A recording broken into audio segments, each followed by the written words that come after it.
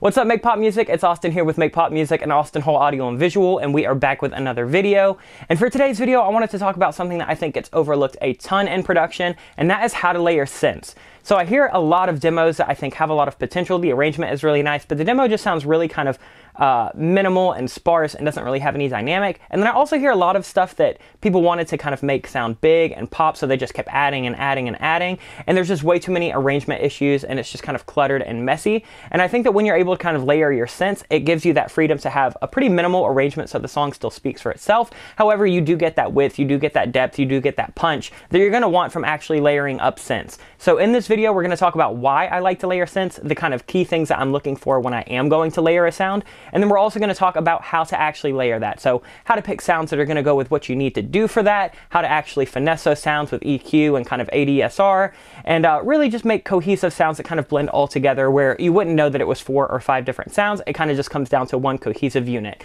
So if you have any questions, let us know in the comments down below. If you want to know any presets that were used or anything like that, let us know and I can answer that for you. Other than that, if you like this video, like, comment, and subscribe. It definitely helps us out a ton. But without further ado, let's actually hop into the DAW and see how we can layer up some of these synths. All right, now we're actually in the project. I'm going to go ahead and show you the demo that we're working with. It's just a quick thing that I threw together that was as minimal as possible. It's literally just one pad with some chords, one little lead melody, and a bass. And so I just have it filtered out in the beginning. And then, you know, once everything comes in,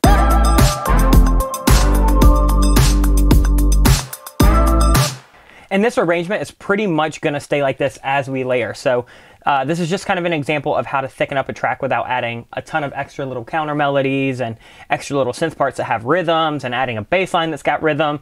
Right now, I just want to keep the song very simple and minimal, but this is not quite doing it in terms of just like where I need it to be sonically. I do like the pad that we've started with. It's just kind of this nice like pitch up pad. Kind of has a really cool action on it. It's just in Serum, and then we just have this little lead melody, and then just this low bass kind of pad. And those are all that we're working with key related right now. The first thing that I'm looking for when I want to layer a sound is, what am I trying to add? Am I trying to add width? Am I trying to add depth? Am I trying to add character? Am I trying to kind of fill the sonic frequency space? And so right now, I really like the pad that we're starting out with, but I do want to go ahead and layer something. And I'm going to want something that's got a little bit more attack, since this pad is a little bit softer. So I'm going to want some kind of either key or some kind of little pluck or E-piano or Rhodes or something like that. So I'm just going to drag in this kind of Rhodes that I layered up, and then we'll listen to this by itself. So this is what that's going to sound like, and this is from Keyscape. And the reason I'm choosing this is because this song kind of sonically already, just between the chord progression and the key and kind of the style of the drums and what we already did have, it's feeling that kind of like 70s disco pop. And I'm going to want to use some E keys that I feel like were also pretty prevalent at that time. And I picked a patch that specifically would mesh pretty well with these pads. So together, without any kind of EQ or you know, post-processing on either of them, we have this. And you can hear that those kind of layer up nicely because that Rhodes is adding a little bit of attack and depth, but that pad has that kind of width and almost that vibiness of kind of sliding into those keys. And so I really, really like that. But to get a sound together, typically what I'll do is start EQing them so they kind of fit together as one cohesive thing. So for this pad, I realized I didn't want a lot of this low end because it's just a little bit boomy. So we'll kind of start with that.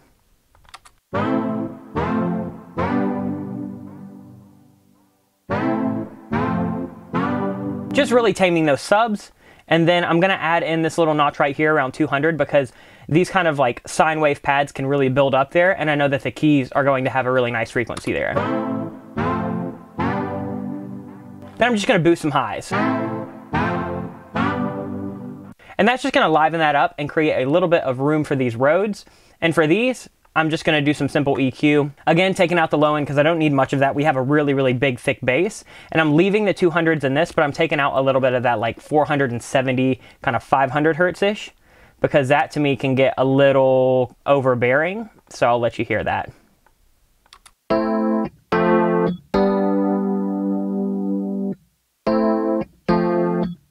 And that's just going to carve out a little bit of space for this pad to come layer in.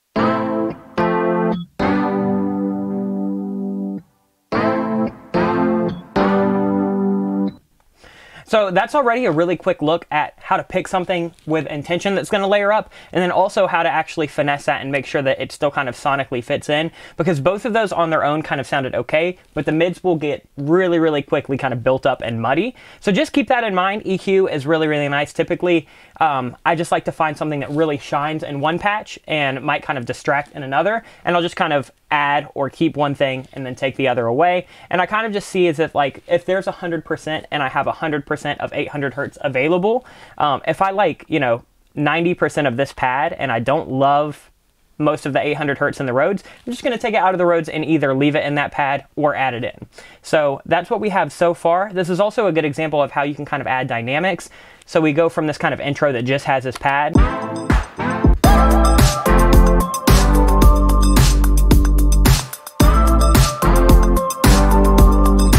And that really kind of brings you into what would be a verse or a pre-chorus or something just a little bit different. Let's go ahead and add another layer. This is going to be a high pluck, and what I'm trying to add right now is a little bit of extra depth. So the pads and the keys are kind of sitting in one kind of region, but I do want a pluck that's going to get a little bit higher and kind of add a little bit of like shimmer.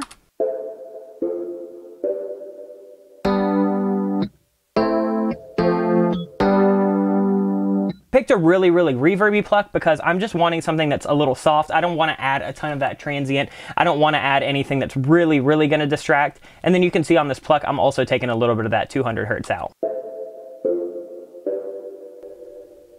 And that's really all we have to do to get that to sit there. So I'll kind of show you with and without what that's sounding like.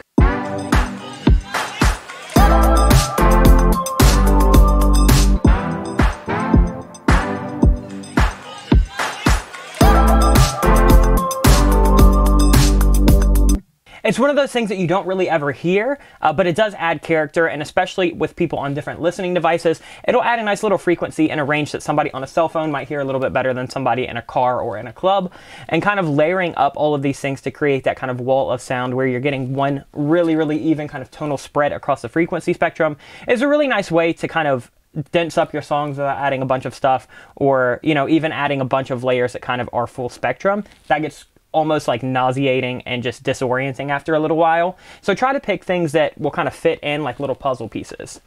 Let's go ahead and look at the next thing that I kind of want to add. And this is actually something that was not part of the original arrangement with the pad and that lead melody, because as you can see, the Rhodes and the plucks that we've added were literally the exact same MIDI from that initial pad.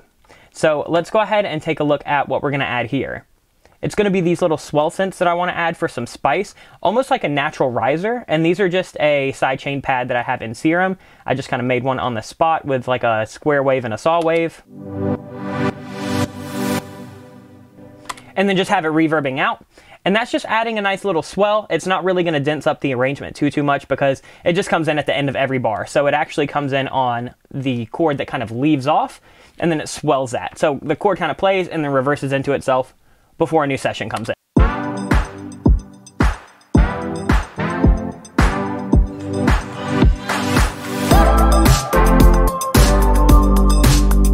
And that's just a nice example of how you can add something to add a little bit of dynamic. It doesn't always have to be layered over top, but you can add these little things that kind of happen here and there that arrangement-wise are not absolutely crucial. If somebody was playing this on an acoustic guitar or a piano, they wouldn't have to add that in. It's more so just a production effect. Instead of using, you know, some kind of whoosh or riser, you can always add some kind of synth, and if you want to play around with sidechaining, it can add a really, really nice bit of movement. We're not really doing any post-processing on this. If you wanted to, you could actually clean this up a little bit. Clean up some of those lows below like 80 just because it is a little bit boomy because it's 2 octaves stacked. And it actually goes nice with this kind of crowd loop that we have. So both of those kind of make this really, really nice dynamic musical riser that kind of fits with the rhythm, and it doesn't really add too much to kind of take away from the character of the track. So that's a really good example of how you can add something just for spice that's not necessarily going to add or take away from the arrangement. Let's go ahead and look at one thing that we're going to add for width, because we haven't really talked about that. All of these are decently wide, like this pad is detuned, these keys are like stereo tracked. The high pluck is a little wide, these swell synths are super wide, but that lead is not super duper wide. It is detuned, but it's not like super spread out. And so what I wanted to do was I wanted to kind of add in this last little element before, you know, like what would be the chorus would come in. And so what I did was I actually just made a patch where, let me drag this lead to it so you could actually see what it would sound like. But it's just this. It's like this really aggressive-y, kind of like chopped up sound. And it sounds really, really cool on its own, but I definitely didn't want that continuing through the whole thing. But what I did was I actually just made two versions. I made a left panned all the way to the left and a right panned all the way to the right. And you can see right here that I just automated these notes. So the lead melody goes dun, dun, dun, dun, dun, but this goes dun on the left, and then right, and then left, and then right, and then left. So here's what those sound like by themselves. And it adds this really, really, really cool kind of like, oh, effect when those come in at the end of that verse, because they don't happen every time.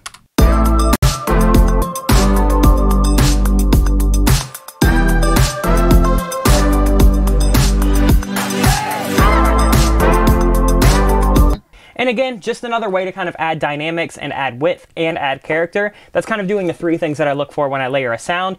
And if we had that going the entire time, it would honestly get a little bit irritating. Definitely don't need it. So I'm just using it on those tail ends of that kind of melody, just to bring in something a little fun, a little new, and kind of give the listener something to hear on the sides.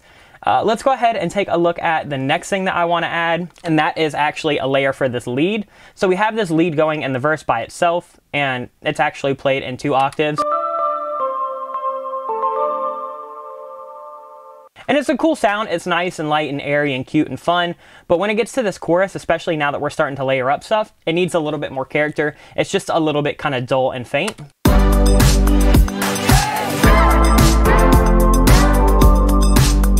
Still feels like a verse, and I know that I'm probably going to layer a couple more things here in just a second. So what I wanted to do was I wanted to actually layer up that lead. So I found this sound that's kind of similar.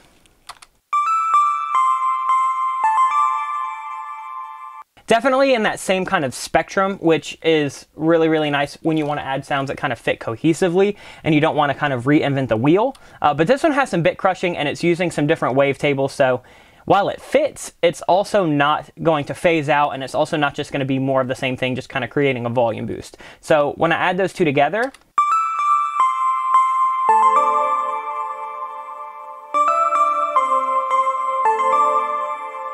this is also a really good example of one thing that you can do to kind of get sounds to fit together, especially things like pads, plucks, leads, anything that's going to have any kind of decay and is not just kind of a sustained chord. Sometimes you might find two sounds that kind of sonically fit really well together, but the presets just might not work perfectly because the ADSR, the attack, decay, sustain, and release, kind of don't match up perfectly. So like if I had something like, you know, let's take that other lead melody that we panned left and right before. That ADSR right off the bat is super short and attacky. So that doesn't really layer that well once I add in this really kind of nice airy. Doesn't really fit too well. So what I want to do is I want to add another sound that's kind of got that nice little pluck, especially since I'm not trying to add any attack or anything like that. I'm more so just trying to add character and depth. So when you do that,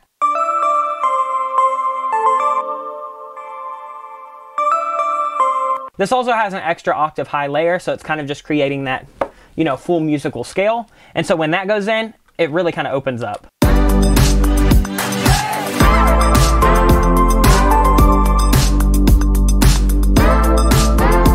And it almost doesn't even sound like a new layer was added. It almost just sounds like one cohesive preset was opened up for the full stereo spectrum.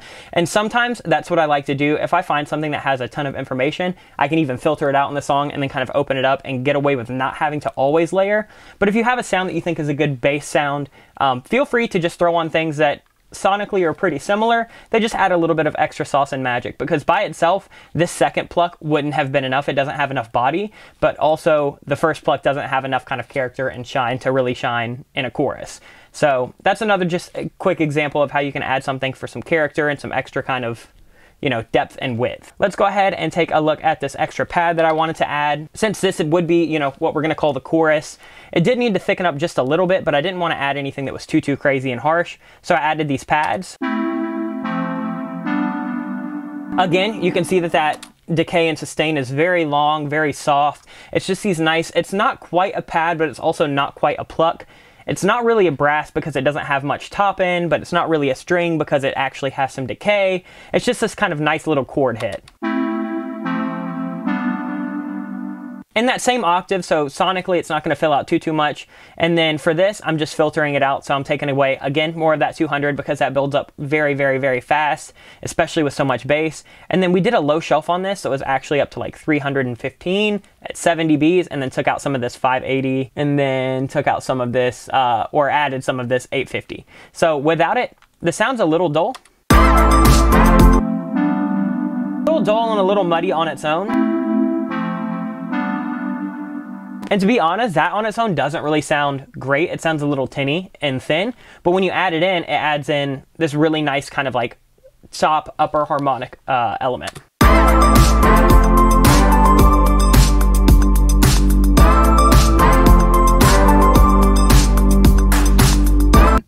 Again, one of those things where you're not really going to hear it in the mix, you're just more so going to hear it if it's not there. Layering is all about adding things that you can feel rather than just hear. So you don't always have to add something that's going to add these like crazy elements. Sometimes it's just adding a little bit of that extra space.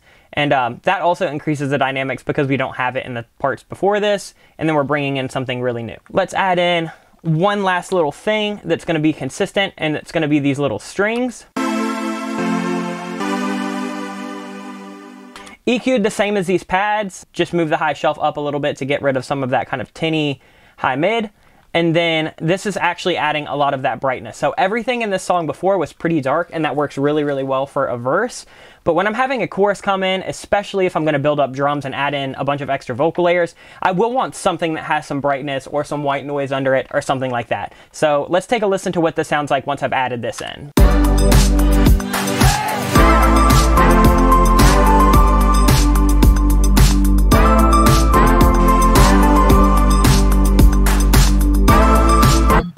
And another key element of layering sounds is just getting the volume and the gain staging right. Sometimes I hear people add something and they feel like because they added it, it has to be audible in the mix or it has to be really, really apparent. If I was to turn this up a couple dB, it would be exhausting to listen to. If I was to turn it down a couple dB, I could probably get away with it depending on how thick the vocal arrangement was. But right here, especially on an instrumental, feels nice to kind of fill out some of that kind of airy high end, especially in something that would be, you know, the chorus of the song.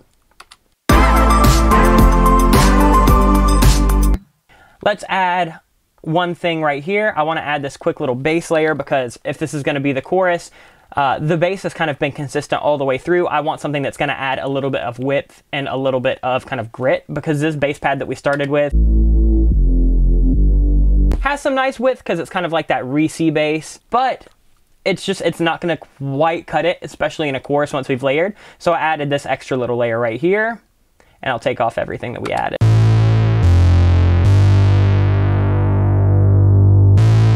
And so to fit this sound in, you have to be really careful when you start layering basses, because things can start getting either really phasey really fast, or they can just start like really, really building up nasty low end and subs. So, you know, without any EQ, it sounds like this. I don't really need a lot of that low end because the bass pad that we already started with had so much in it, and we've layered on so many synths that kind of have some nice low mids. I don't really think that I need a ton of that. So what I'm doing is just cutting off everything under 193 Hertz. Don't really need it at all. And then since I've cut off the low end, I can actually afford to put on some width. So I added this Roland Dimension D on the 4th setting right here, and that adds this kind of nice 80s style chorus. Because if I don't have that filtered out, it's going to get a little bit messy with the low end. And that with that low bass that we already have is going to start causing phase issues. So with, you know, layering kicks, layering basses, layering anything like that, just be careful. Kind of pick one main thing that's going to carry the low end or the subs or the low mids, and then pick another one that can add some mids, maybe another one that can add some highs, and try to just gel them as one cohesive thing rather than adding in all these really kind of drastic extra layers. So with and without, here's what that sounds like.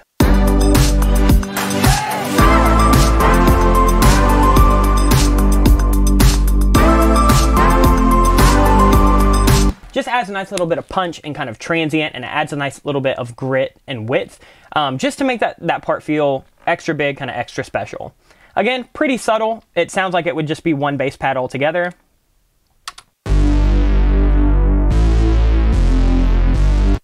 And with some minor EQ and some minor, you know, chorus and stuff like that, that all feels cohesive as one element. And the last thing that I want to talk about is kind of similar to what we did with that little, you know, rise or swell synth, and that is these kind of big brass hits on this last little phrase right here in the chorus, where we have those two lead melodies kind of pan left and right. So where this happens, I wanted a little bit of extra oomph in the synth, so I just added this nice little brass here.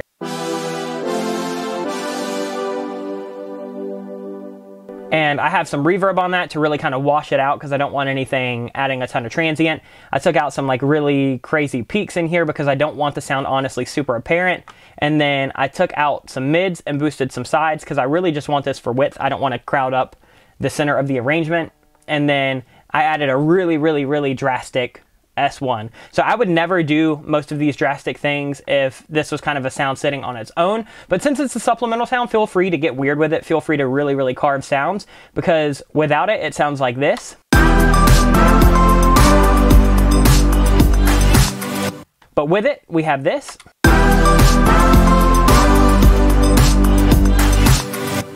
And if we were to do no processing on it, we would have this. And that to me just feels a little bit too much. So pop on that EQ, wash it out with a little bit of reverb, filter it with some more EQ, mid-side style, and then add a little bit of width. And that's pretty much it. That's all we're gonna add to this song. And that's gonna do it. That's how I like to go about layering synths. Again, it's really just keeping in mind, what am I trying to add? Do I wanna add depth? Am I adding width? Am I just adding pure character? Am I wanting something that just kind of builds the dynamic of the song, fills out the frequency spectrum?